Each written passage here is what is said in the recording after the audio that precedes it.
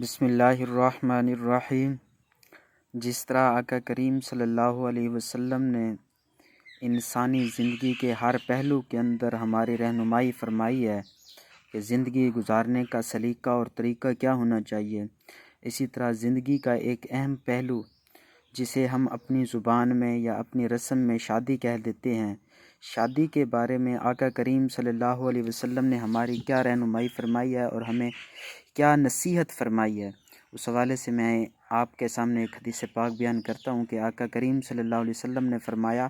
کہ جب تم شادی کرنے لگو اور لڑکی کا انتخاب کرنے لگو تو اس وقت کس لڑکی کا انتخاب کرنا ہے۔ میرے کریم آقا نے فرمایا لا تزوجوا لحسنہن،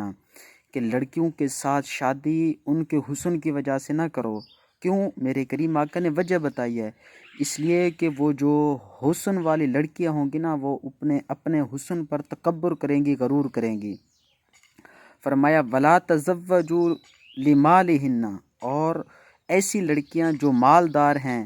ان مال والی لڑکیوں کے ساتھ بھی شادی نہ کرو۔ اس کی وجہ یہ ہے کہ مال والی لڑکیاں سرکش بن جائیں گی، خود بھی سرکش بن جائیں گی اور اپنے خاوند کو بھی اس غلط کاموں کے اندر ملوث کر دیں گی، کیونکہ حقیقتاً یہ بات واضح ہے کہ جب کسی کے پاس بھی مال آ جاتا ہے تو وہ سرکش بن جاتا ہے، تقریباً اکثر اوقات یہی ہوتے ہیں۔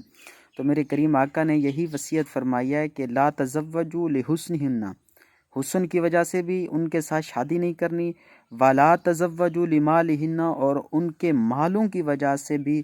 کہ ان کے ساتھ شادی نہیں کرنی۔ تو کس وجہ پر، کس بنا پر ہم نے ان کے ساتھ شادی کرنی ہے؟ میرے کریم آقا نے فرمایا تزوجوا علی دین، فرمایا کہ اگر تم نے شادی کرنی ہے تو جس عورت کے ساتھ تم نے شادی کرنی ہے اس کے اندر دیکھو کہ دین کتنا موجود ہے۔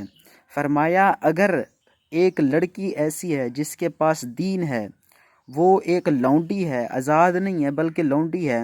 یا سیاہ رنگ کی ہے، فرمایا میرے کریم آقا نے فرمایا ان حسن والی تکبر عورتوں اور مال والی سرکش عورتوں سے کئی گنا افضل یہ عورت ہے،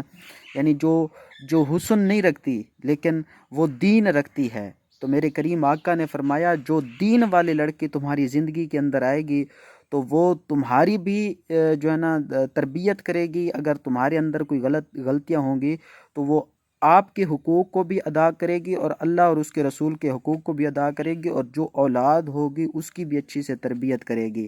تو اسی لیے جب انتخاب کریں اپنے ہم سفر کا تو اس وقت حضور صلی اللہ علیہ وسلم کی اس حدیث پاک کو سامنے رکھیں کہ نہ مال والی نہ جو ہے نا حسن والی، ان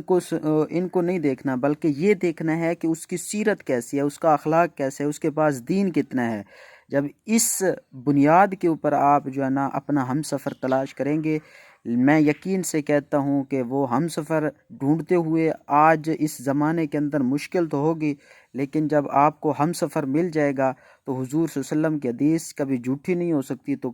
اس دنیا کے اندر بھی خوشی کے ساتھ رہیں گے اور آپ کے بچے کی بھی دین کے مطابق تربیت ہوگی، اور کل قیامت کے دن بھی ذریعہ نجات کا سبب بنے گا۔ اللہ تبارک و تعالی عمل کی توفیق عطا فرمائے۔